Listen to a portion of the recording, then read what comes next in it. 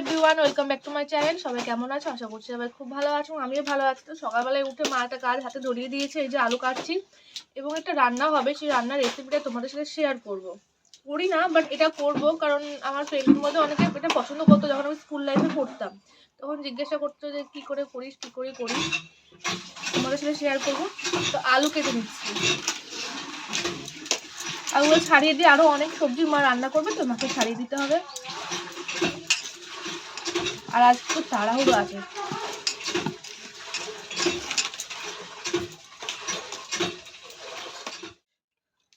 তো এই যে আলু কেটে নিয়েছি, দেখানো যাচ্ছে না কারণ জল আছে বাটিতে, একটু এরকম করতে গেলে পড়ে যাবে। তো এখানে ফার্স্টে কড়াইটাকে গরম করে নিয়েছিল, নেওয়ার পরে তারপর সুজিগুলো ঢেলে দিয়েছি। মানে মা করছিল রান্নাটা, অবশ্য আমি করিনি, আমি জাস্ট তোমাদেরকে বলছি।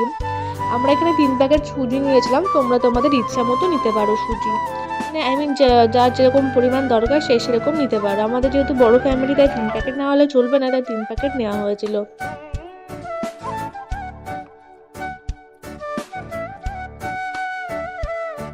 তারপর ভাজতে ভাজতে যখন দেখবে যে সুজির গাটা লাল হয়ে এসেছে, তখনই সুজিটাকে নামিয়ে নিবে। পুড়ে গেলে আবার সমস্যা আছে, আর খুব ভেজে মানে খুব ভাজা হয়ে গেল সেটা তো সমস্যা, মানে মিডিয়াম ভাজা হয়ে গেলে নামিয়ে নেবে সুজিটাকে।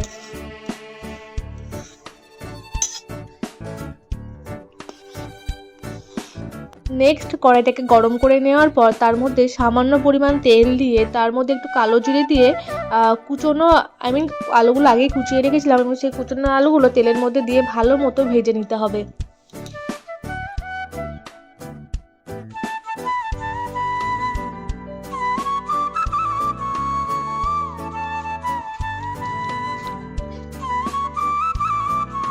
আলুগুলোকে ভালো মতো ভেজে অন্য পাত্রে রেখে তারপর আবার কড়াইটাকে গরম করে তার মধ্যে তেল দিতে হবে।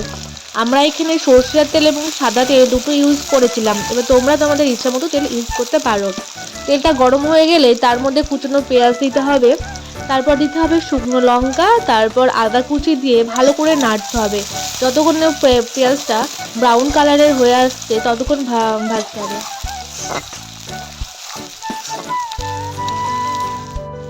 তারপর সমস্তটা ভাজা হয়ে গেলে তার মধ্যে দিতে হবে কুচনো টমেটো কুচি,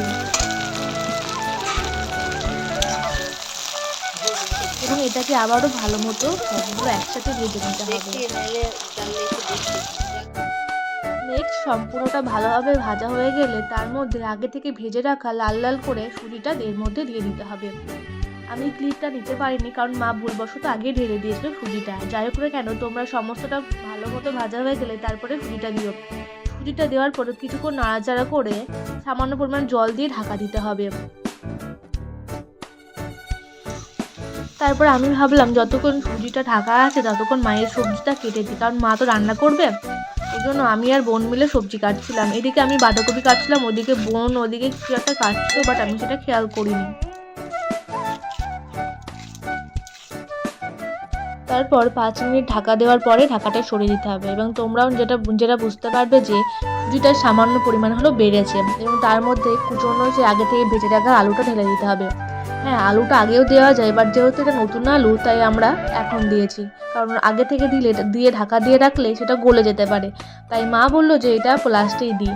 তারপরে আলু দিয়ে নাড়াচাড়া করে আবার কিছুক্ষণ ঢেকে রাখতে হবে।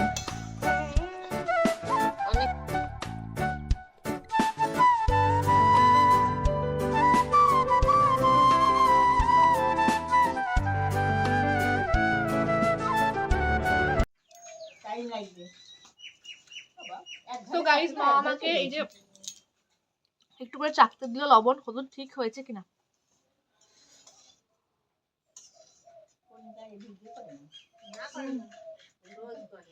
আমার তো এটা সব সময় ভীষণ ভীষণ ভীষণ ভালো লাগে। এই এক বাটি সুজি কমপ্লিট হয়ে গেছে, আর তোমরা বাড়িতে করে জানিও যে কেমন হয়েছে, বাট আমার তো এটা সব সময় খুব ভালো লাগে খেতে। এই যে এক বাটি সুজি, ভীষণ গরম, আমি হাতে ধরে থাকতে পারছি না।